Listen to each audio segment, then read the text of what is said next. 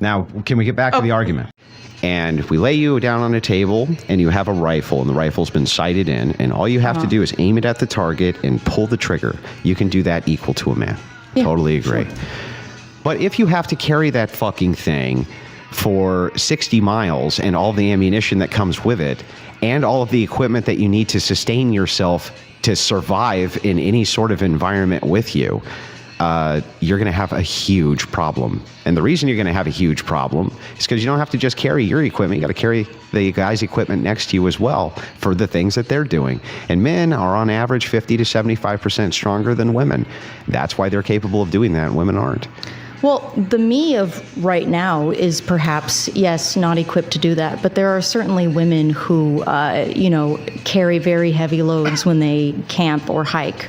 I agree. And travel far distances. Sure. There's also, there are some women that a woman who hunts regularly would be much, better equipped in that sort of scenario than, like, I don't know, a teenage boy who's never picked up a gun in his life. No, because it's the strength differential means so much. Not with a gun. With a gun, it means a lot. You have to. Okay. I wish we had one here so I could demonstrate this for you, but I think I can at least express it for you. Okay.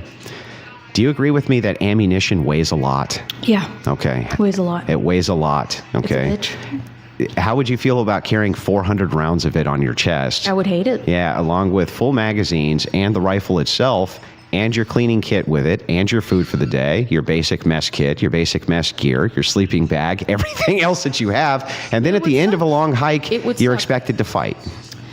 I wonder, this is kind of an insane proposition. I do want to go back to, again, like women during warfare because, okay, let me actually not make a...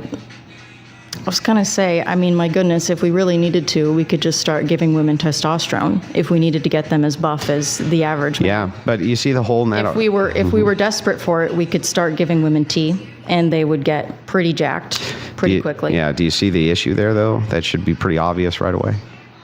Which is it would be forcing someone to take HRT. No, that's not the issue. The issue is it's like, why wouldn't you just give it to the men? Because now testosterone in men just turns into estrogen, which is why... people looking to transition to, have more male secondary sex characteristics, they have to be careful about the dosage of testosterone they take. Sure. Otherwise, it loops around and turns back into estrogen. Sure, but if it's the case you're looking for a strength differential, right? Most men are short on testosterone anyway, and you could give them TRT. Why not give it to them all? That's one. But two, for women, TRT and its effects and changes on your physical body would take years.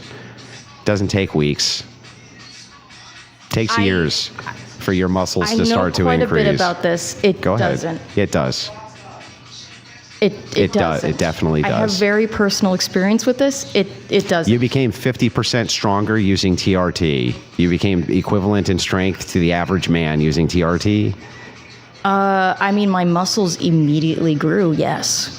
Yeah, your muscles will immediately grow, but so what? They immediately grew, and I also wasn't even working out. They would need to do. If I started working out while I was on T, I would be jacked out of my mind. Sure. I would be stronger. And you would still be weaker than no, you wouldn't be stronger than most men. That's the problem.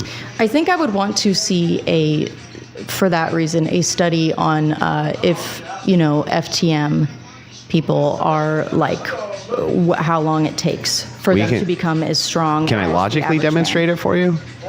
Surely there's... Okay, I can just logically demonstrate it for you. How many of these F to M's are in male contact sports? Can you name one? Yeah, there's a... It better be a contact sport. It better not be water polo. It's wrestling. There's what wrestling? Pro wrestling? No. It was the story was on an FTM teenager in high school who was getting a lot of flack for being on the women's team, and so they switched him to the men's team, and he did fine. So yeah, that's a male contact sport. I would like to know what this story is so I can look into it. Okay, but it's been like I'm not aware. I am referencing. Yeah, I'm not aware of any in, like Tumblr and 20. Yeah, I'm not aware of any professional athletes in the NFL or in the NBA or in any of these places which are F to M, and I mean anywhere they can't compete with the men. They'll just get crushed. They'd be destroyed. Also peak athletes. Like, are we talking about? But isn't it scalable? Like, they would be peak athletes too. Do you think that everyone else, like, I feel that everyone has, based on their genetics, a level of potential that they can reach. Yeah. And I think even if you take testosterone, you still have that limit. I think that the vast majority of men will never be. You know what? I'll just grant that you could jack women up on Sure. TRT